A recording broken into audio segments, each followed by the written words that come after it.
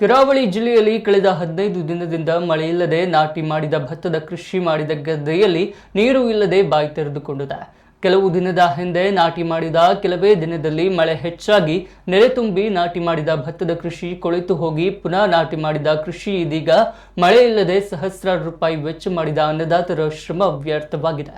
ಇನ್ನು ಕೆಲವು ಭಾಗದಲ್ಲಿ ಒಣಗುವ ಗದ್ದೆಗೆ ಬಾವಿಯಿಂದ ಪಂಪ್ ಮೂಲಕ ನೀರು ಹಾಯಿಸುತ್ತಿರುವುದು ಕಂಡು ಬಂದಿದೆ.